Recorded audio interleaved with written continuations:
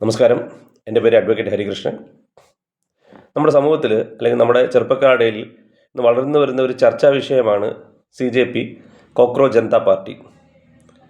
അപ്പോൾ അത് വളരെയധികം ഓൺലൈനിലൊക്കെ ഒരുപാട് ഫോളോവേഴ്സ് വരുന്നുണ്ട്. അതിന് ഒറിജിനൽ ഫോളോവേഴ്സാണോ, കാശ് കൊടുത്താലും ഓൺലൈനിൽ നമുക്ക് ഫോളോവേഴ്സും വ്യൂസൊക്കെ കൂട്ടാൻ പറ്റും, അതെല്ലാവർക്കും അറിയാം. അപ്പോൾ അങ്ങനെയുള്ള കാശ് കൊടുത്ത് ആരോ കാശ് മുടക്കി കൂട്ടിയതാണോ എന്നറിയത്തില്ല. എന്തായാലും പൊതുവെ ഫേസ്ബുക്കിലൊക്കെ ചർച്ച ചെയ്യുന്നുണ്ട്.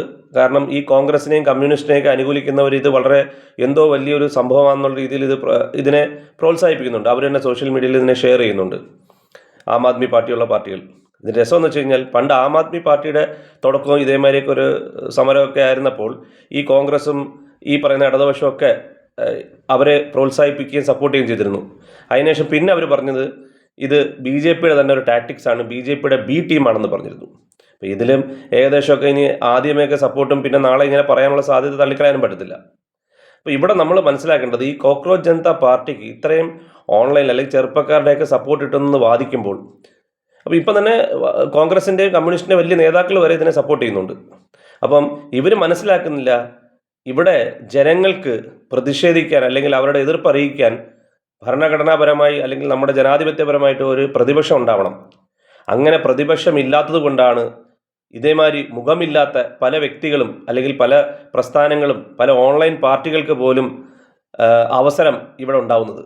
കാരണം നമ്മുടെ നാട്ടിൽ ഇന്ന് സത്യം പറഞ്ഞാൽ ശക്തമായ ഒരു പ്രതിപക്ഷമില്ല, ഒരു പ്രതിപക്ഷ നേതാവില്ല എന്നുള്ളതാണ് വാസ്തവം.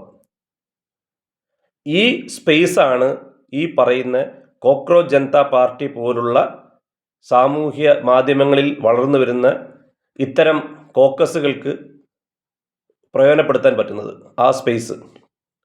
അപ്പോൾ ഇത് ശരിക്കും പറഞ്ഞാൽ BJPക്ക് എതിരായിട്ടുള്ളതല്ല, ഇത് BJP സർക്കാരിനെ എതിർക്കേണ്ട പ്രതിപക്ഷം എന്നുള്ള ആ പക്ഷത്തിൻ്റെ പോരായ്മ, കഴിവില്ലായ്മയാണ് CJPയെ പോലുള്ള സംഭവത്തിൻ്റെ വരവ് അല്ലെങ്കിൽ അതിലേക്കുള്ള ചെറുപ്പക്കാരുടെ അല്ലെങ്കിൽ മറ്റുള്ളവരുടെ അട്രാക്ഷൻ എന്ന് മനസ്സിലാക്കാതെ അവർ തന്നെ ഇതിനെ പ്രോത്സാഹിപ്പിക്കുന്നു.